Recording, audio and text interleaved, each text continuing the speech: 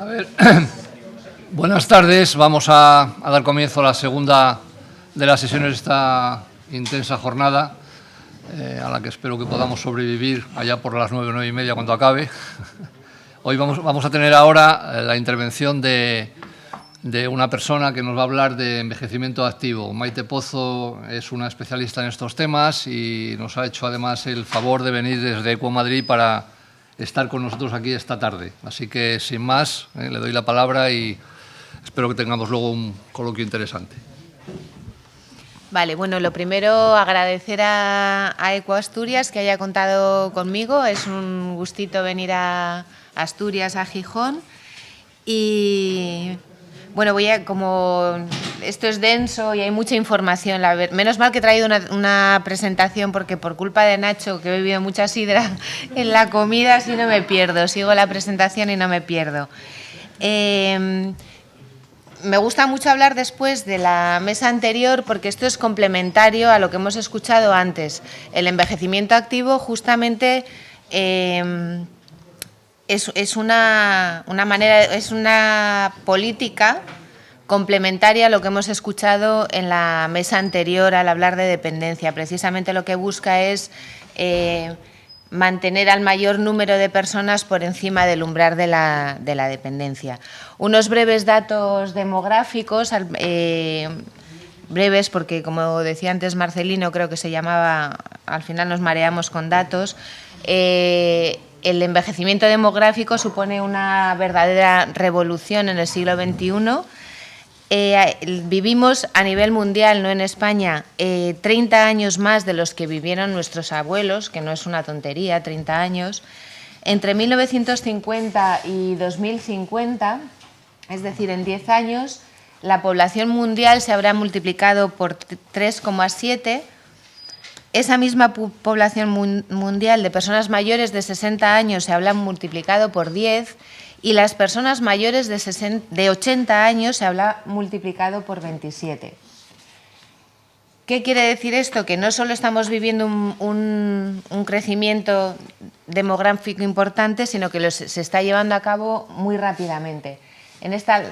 Lo interesante es ver en la parte azul de la gráfica es cómo crecen en España entre 1900 y 2066, son proyecciones. El trocito azul claro son las personas mayores de 80 años y es donde realmente el salto es importante.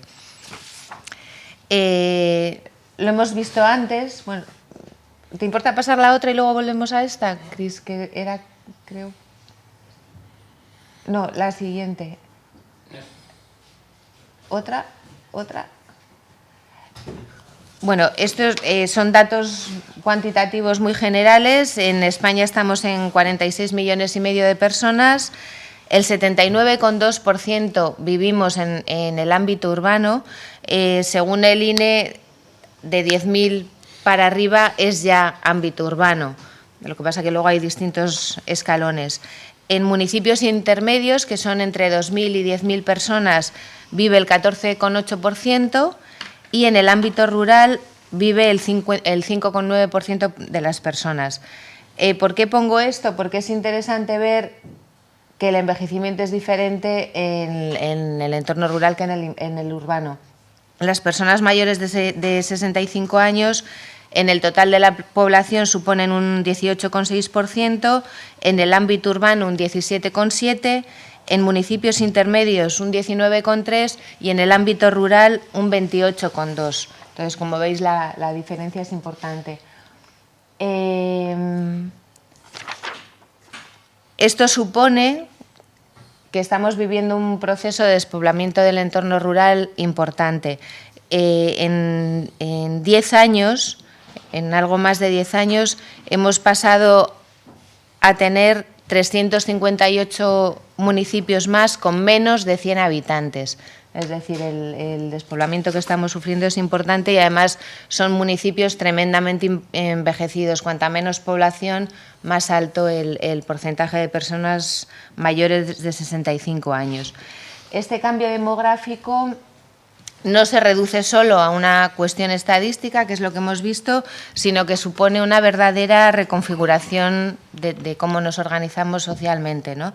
De cómo funcionamos como sociedad. De ahí intervenciones y leyes como la ley de la dependencia, etcétera. Esta reorganización y reconfiguración social se da tanto en el entorno rural como en el urbano, porque se afecta a la estructura social, económica, ecológica de un territorio y trae cambios y tensiones en la ciudadanía, como estamos viendo con la ley de dependencia, con el tema de las pensiones, con el empleo, jubilación antes, jubilación después, empleo de los jóvenes. Quiero decir que este envejecimiento trae unos cambios estructurales y organizativos importantes. ¿Qué es el envejecimiento activo? No es una idea nueva. En los años 60 se hablaba de envejecimiento satisfactorio, exitoso, positivo. Ya en la primera Asamblea Mundial del Envejecimiento, en el 82, se empieza a hablar de envejecimiento activo y pero no se define hasta 20 años más tarde, que es que como en todo nos cuesta un montón dar el siguiente paso. Se basa en 4 evidencias, que hay muchos estudios que lo... Anda, no se ve. Bueno, da igual. Por un lado, en que una mejora constante de la especie humana, tanto en parámetros biológicos como de comportamiento, en que existen diferentes formas de envejecer, no todas las personas envejecemos igual, que la capacidad de cambio y adaptación de las personas es importante y además no se pierde, se da también en la vejez, y que solo un 25% de nuestra forma de envejecer se debe a nuestros genes. El otro 75% se puede explicar por el entorno, tanto en el entorno individual de cada persona como en el entorno social y que nos rodea. Es decir, la capacidad de intervención en la forma de envejecer para que sea desde el punto de vista proactivo es importante. El envejecimiento de la población hay que verlo siempre como un éxito de la humanidad, nunca como un problema.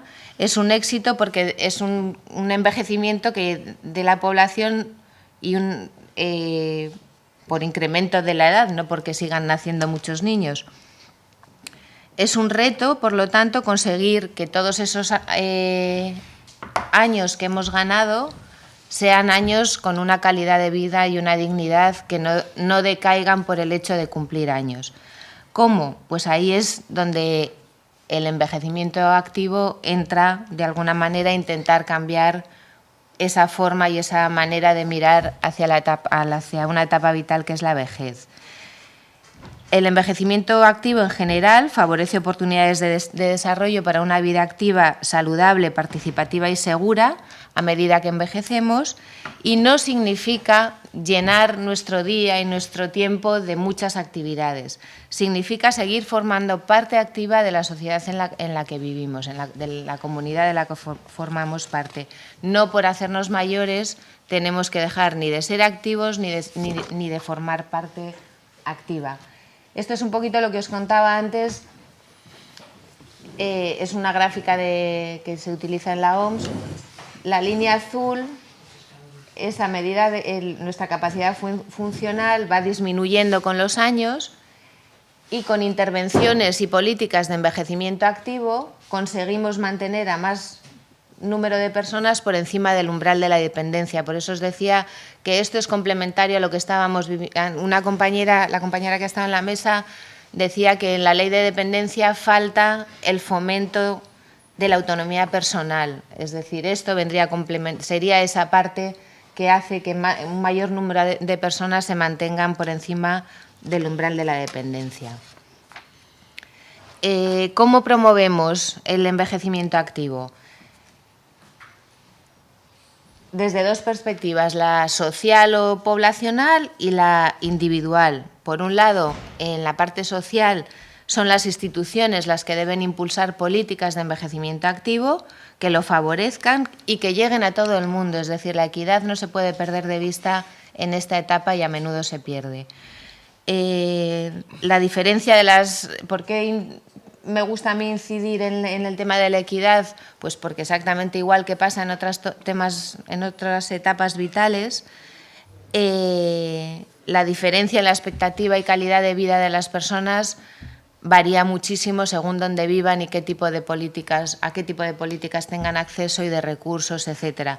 Por poner un ejemplo, hace poco escuchaba a una persona de la OMS que en Nueva York, por ejemplo, la esperanza de vida de una persona que vive en uno de los barrios residenciales de Nueva York es de 89 años y la esperanza de vida en Harlem es de 69, es decir, 20 años de diferencia con una diferencia de 3 o 4 kilómetros que pueda haber, ¿no?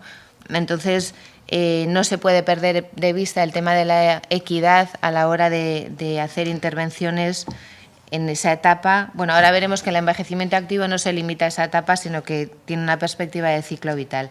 Y el otro ámbito de actuación es el individual, el personal de cada persona, que podemos ser, obviamente, agentes activos para influir. ¿Cómo define la OMS esto del envejecimiento activo? Es una definición que se estableció en 2002 en la segunda asamblea de envejecimiento y lo definieron como el proceso de optimización de las oportunidades de salud, seguridad y participación con el fin de mejorar el bienestar y la calidad de vida de las personas a medida que envejecen. Es decir, se basa en 4 pilares: salud, desde una perspectiva de ciclo vital, en la promoción de la salud y la prevención de la enfermedad, en la participación en todos los ámbitos de la vida, en el social, cultural, político, económico, familiar, en la seguridad, que exista protección ante situaciones de riesgo o necesidad, y el aprendizaje a lo largo de la vida. Este es un cuarto eje que se ha ido incorporando estos últimos años entre instituciones de la Unión Europea, la OMS, etcétera. Serían un poco los 4 pilares sobre los que se asienta el envejecimiento activo. La OMS también establece en esa misma comunicación una serie de determinantes sociales de lo que es el envejecimiento activo. Tendríamos, por un lado, los determinantes de salud y servicios sociales, que harían referencia a prevención de la enfermedad, promoción de la salud, atención social, etcétera. Determinantes del comportamiento, actitud personal, actividad física, dieta, medicaciones, lo vamos a ver luego con más detalle. Determinantes personales, que serían biológicos, psicológicos, la capacidad individual de adaptación de cada persona, el ambiente físico, el entorno físico en el que vivimos y nos desarrollamos, determinantes sociales como son la educación, la formación, los derechos, la prevención de la violencia y el abuso de personas mayores, y determinantes económicos, que supongo que la mesa de después hablará de ello, que hace referencia a ingresos, pensiones, protección social. Y de manera transversal a estos determinantes estarían siempre el género, que le voy a dedicar un poquito de tiempo al final, y la cultura. Si queremos hablar y establecer políticas de envejecimiento activo, la cultura de cada país, de cada entorno, puede tener planteamientos diferentes al hablar de participación, de política, de actividad de personas mayores, y esa diversidad cultural hay que tenerla en cuenta. El envejecimiento activo, desde una perspectiva individual y personal, se basa en 4 dominios, que serían una buena salud. Son dominios establecidos y acordados tanto por profesionales como por personas mayores que han participado en distintos trabajos con la OMS para definir este tipo de cosas. Se basa en 4 dominios, que sería una buena salud e independencia, un buen funcionamiento físico y cognitivo, una adecuada autorregulación emocional con predominio del afecto positivo y el control, y un buen funcionamiento psicosocial y alta participación social. ¿Cómo podemos intervenir desde los 2 ámbitos y qué tipo de medidas se pueden recomendar, son recomendaciones de organismos internacionales, tanto de la OMS como de la Unión Europea. Podemos estar de acuerdo en unas sí, en otras no, y tener pero son medidas que se recomiendan, porque hablar de envejecimiento activo es muy fácil. Pasa un poco como con el cambio climático, ¿no? Que muchos empiezan a hablar de cambio climático, pues yo, por mi trabajo, empiezo a escuchar hablar de envejecimiento activo en distintos foros, a distintos partidos políticos, pero no vale con hablar. Hay que primero saber lo que es y después establecer políticas concretas que lo fomenten y lo favorezcan.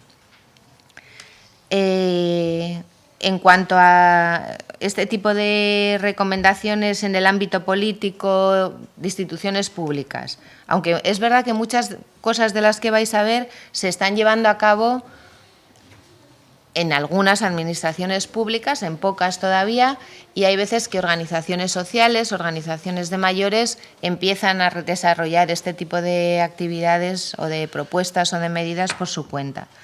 Por un lado, intervenir en el entorno físico, en los ambientes en los que vivimos.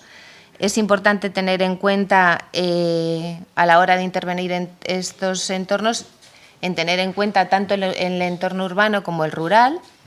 Si estamos hablando de personas que viven en el propio domicilio o que viven en residencias, como hemos visto en la mesa anterior, el 87% de las personas mayores manifiestan que desean continuar viviendo en su domicilio, con lo cual es una opción que habría que fomentar probablemente más para las personas mayores. El arraigo a su barrio, a su pueblo, a su vecindad es importante, y muchas veces el traslado a una residencia, el traslado a me voy a vivir con una hija, con un hijo, produce un desarraigo importante que tiene una repercusión en las personas con efectos negativos de cara a un envejecimiento activo. Por eso el tema de los entornos es tan importante, ¿no? Tienen que ser entornos seguros y accesibles. No es lo mismo para una persona mayor salir a la calle con un problema de movilidad en El Gallinero, en Madrid, o en una favela en Brasil, que salir por un barrio residencial. Entonces, el entorno que permita una autonomía y una movilidad es importante. Deben ser entornos que faciliten a las personas mayores el uso de los recursos, el acceso a los recursos públicos y privados también.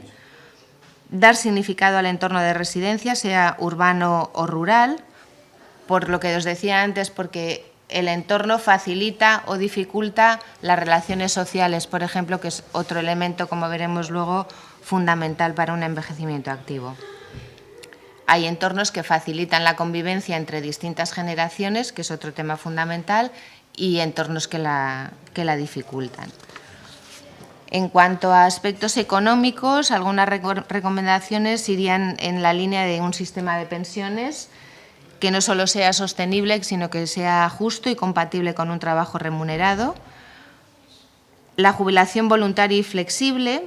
Este es un tema de debate. Los organismos internacionales recomiendan una jubilación voluntaria, es decir, que si hay personas que están en condiciones y quieren seguir trabajando después de la edad de jubilación, pues que es bueno facilitárselo.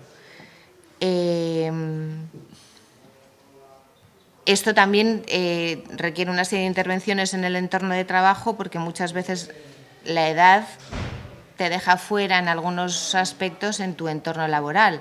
Es decir, es necesaria también a veces una adaptación en cuanto a flexibilidad de horarios, una formación previa para que haya un reciclaje y la gente no se quede fuera de los recursos y las formas de trabajar en un entorno laboral.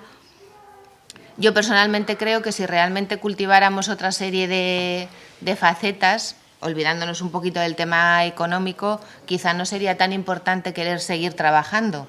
Quiero decir, a mí me gusta mi trabajo, pero pienso que cuando me jubile pues voy a tener muchas cosas que hacer, ¿no? Quizás es más importante ir trabajando eso que agarrarse necesariamente a querer seguir trabajando más años. Pero bueno, esos son ya temas que es un trabajo de cada uno y durante mucho tiempo. En cuanto a recomendaciones de políticas en el ámbito social, es importantísimo promover el aprendizaje a lo largo de la vida. Ha cambiado mucho la concepción del aprendizaje y la formación. Ya no solo se limita a las etapas de la infancia, la juventud y eventualmente cuando somos personas adultas, sino que se entiende que hay un abanico tremendo de necesidades que cubrir con aprendizaje, que trae muchos beneficios a las personas que se implican en procesos de aprendizaje a lo largo de toda la vida, desde relaciones personales, capacidad de memoria, autoestima, bueno, trae muchos beneficios. Es que cada tema de estos pues se podría estar hablando un montón. Socialmente también promover la valoración social de las personas mayores, valorar toda esa experiencia y ese conocimiento adquirido a lo largo de toda la vida, que sin duda se puede aprovechar, pero primero hay que valorarlo, hay que saber transmitirlo y hay que reconocerlo. La gestión de la edad en el entorno laboral es un aspecto importante a tener en cuenta en políticas de envejecimiento activo. Temas como lo que decíamos antes en las empresas, facilitar a las personas de más edad en una empresa el reciclaje, con temas de nuevas tecnologías, formas de comunicación, que no se queden fuera de cómo se trabaja en ese momento. Es muy bueno incluir en las empresas, en la administración pública, actividades de preparación a la jubilación. Como en todas las etapas importantes o cambios importantes en la vida, el estar preparado, el conocer, el saber a qué te vas a enfrentar, facilita muchísimo. Eso yo a veces lo equiparo un poco a un embarazo y un parto, ¿no? Si te preparas, sabes lo que te va a pasar, cómo va a ir, lo vas a hacer mucho mejor que si te presentas ahí sin saber nada, ¿no? Pues con la jubilación igual. El empezar a introducir programas de preparación a la jubilación es una medida que fomenta claramente el envejecimiento activo, porque va a evitar fases de depresión, fases de inactividad, y va a prevenir este tipo de situaciones. Recomendaciones en el ámbito social, pues importantísimo luchar contra la discriminación que supone los estereotipos que tenemos todas y todos en la cabeza sobre las personas mayores. Los medios de comunicación contribuyen a ello, a ver a las personas mayores pues con menos capacidades, menos posibilidades, siempre poniendo un foco un poco en la enfermedad, que existe, pero no siempre es así, y además el envejecimiento activo también es para personas que tienen una enfermedad, que tienen una movilidad reducida, es decir, no es solo para personas que se encuentran bien, están sanas y cumplen 70 años con una salud más que buena, ¿no? Sino que también es para personas que han disminuido su capacidad funcional, pero tienen derecho a seguir siendo activas y a formar parte activa de la sociedad.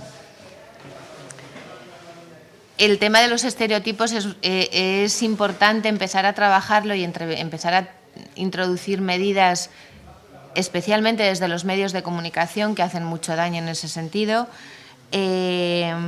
porque tienen un efecto además en las personas de caer en el autoestereotipo. Uno se va haciendo mayor y ve al colectivo de personas mayores con cierto estereotipo negativo que acaba repercutiendo en esa misma persona, se ve mayor, se ve y contribuye a desactivarla en vez de activarla, ¿no? Entonces, el tema de los estereotipos y la discriminación por edad da para mucho. Otra medida importantísima es fomentar la participación de las personas mayores, que también ha comentado alguien en la mesa anterior.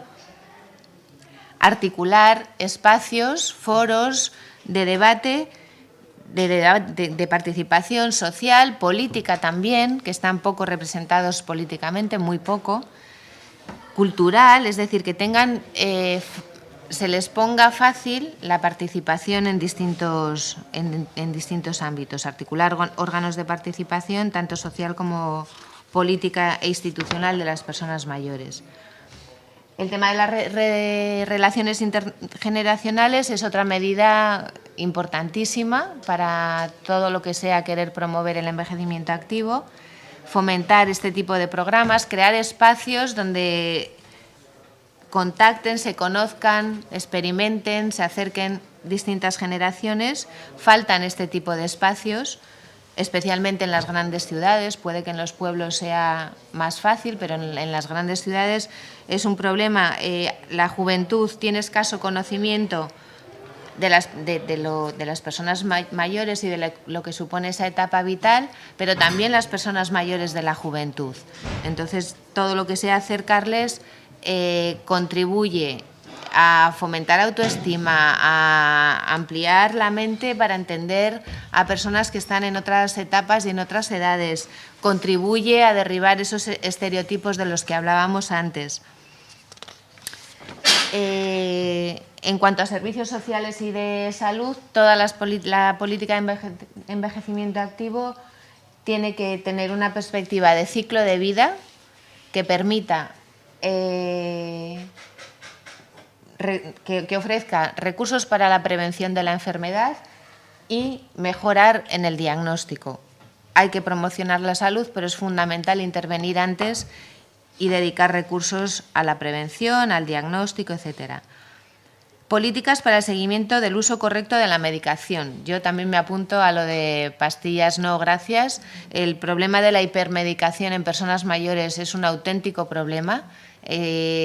Están hipermedicados sin ninguna justificación en muchos casos, no digo que no haya que, pero es un problema, por lo que supone de desactivación también de la persona.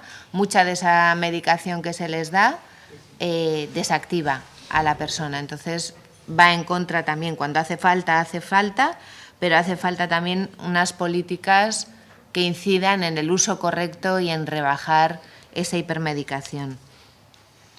En temas de salud es importantísimo también la educación en los colegios, en el entorno escolar, ir introduciendo pues nociones y programas de vida saludable, actividad física, etcétera.